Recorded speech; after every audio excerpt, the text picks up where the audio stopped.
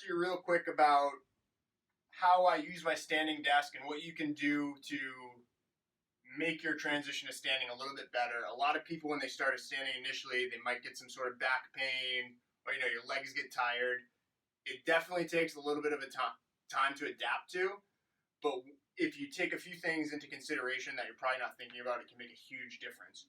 So the first is that when you're standing at your desk, you always want to make sure that your toes are pointed straight forward. A lot of people stand like this, and what we're finding is, you're working away, and then your feet start collapsing in, your knees start collapsing in, and then you're going to compensate somewhere for that. So quick, easy fix is just stand with your feet straight. Going off on that too, those of you that are gain clients, the cue that we use to squat and deadlift with, or some of our core exercises, we always say screw your feet into the ground, so you're twisting your left foot counterclockwise and your right foot clockwise. If you just do that a little bit and help squeeze your butt, it's really going to help protect your back. Because if I stand here and I do that, I can't overextend when I'm standing here, because a lot of people want to work at the desk like this and be in this big arched position. And just by screwing your feet in and squeezing your butt, and that doesn't have to be in max tension. That can just be real light screwing, real light squeezing your butt, and it makes a world of difference.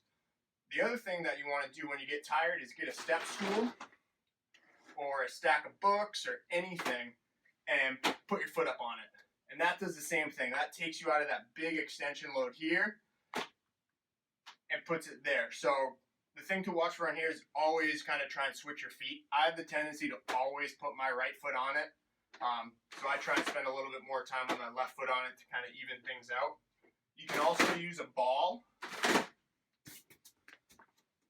I like using the ball because it lets you kind of fidget around. If you don't feel like standing still, use the ball. It does the same thing as a step stool to help protect the low back a little bit, but you can kind of fidget around and move it around as you go. The other thing, I've got the big screen, which is nice, so I don't have to worry about where it is. But if you're working on a laptop, you might want to put a couple of textbooks underneath it so you're not staring down at the screen like this. So you want to try and elevate it up so you're looking straight ahead. A good test for that is if you do this, put hand on either side of your collarbone, and then you should turn it, and you should go chin to sternum. And that's an easy, simple way to test to see if your head's in a good spot, because you want to avoid this or then that looking down the whole time too.